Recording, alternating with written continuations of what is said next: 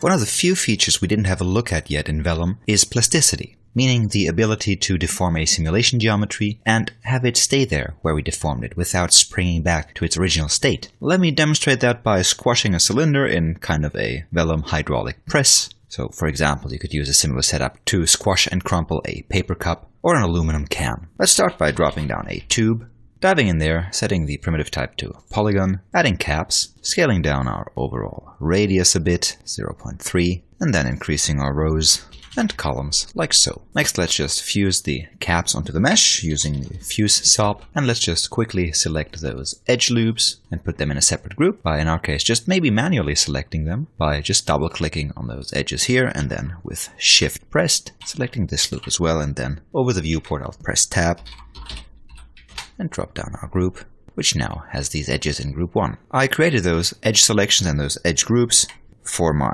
remesh node, and I'll just select this group as the hard edges group, so those edges will remain where they are. Also, I want to decrease my target edge length a bit and increase my iterations to 4. So I'm getting this kind of mesh, which now also has the caps neatly remeshed into this triangle mesh. Alright, let's set up our Vellum and Vellum constraints.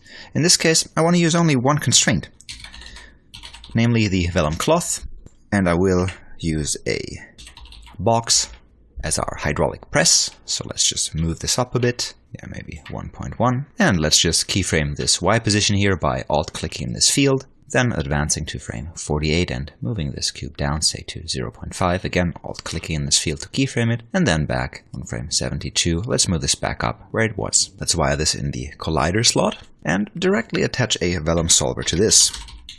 Within the solver, let's check ground position, and with our initial tube just ghosted here, let's just move the ground position down a bit, maybe a tiny bit more, so it's definitely not intersecting with the tube here. Next, I'll increase the substeps, decreasing the constraint iterations, and that should be it for the solver. Let's reset this, save this, let's zoom in a bit, disable our grid here, check real-time toggle, and just run the simulation.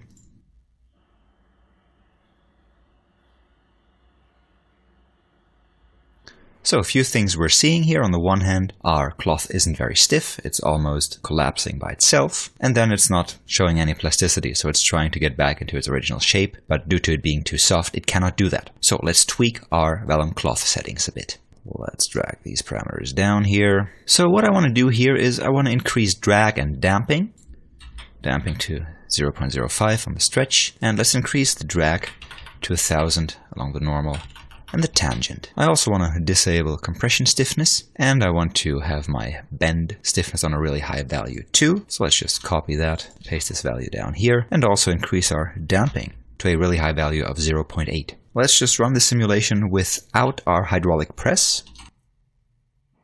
And now we can see at least this tube is not falling into itself, because the stiffness values are really high now, allowing for a more stable mesh. Let's reintroduce our hydraulic press and resimulate.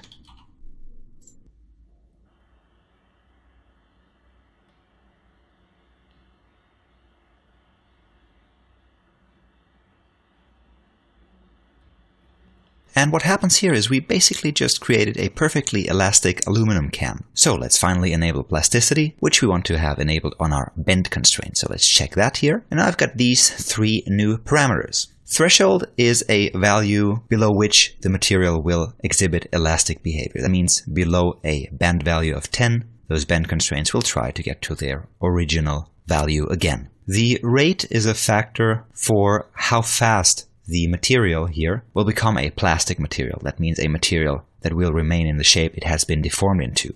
And finally, the hardening is a multiplier for this plasticity. So depending on the materials, sometimes materials get harder if you deform them, sometimes they get softer if you deform them. In our case, I had good results with the material getting harder if you deform it, so a hardening factor of 100. And also, I want to lower my threshold to a value of 0.25, so if our deformed angle is over this angle value here, we'll get plasticity. Again, these values, as always, came out of a bit of experimentation, which is kind of the main factor with these features of Vellum. Because in the end, you can see the setup is really straightforward, and all you need to do is lots of simming, lots of trial and error, lots of testing to dial in those exact values until you reach a result that satisfies you. Let's save this again, reset it, and resimulate.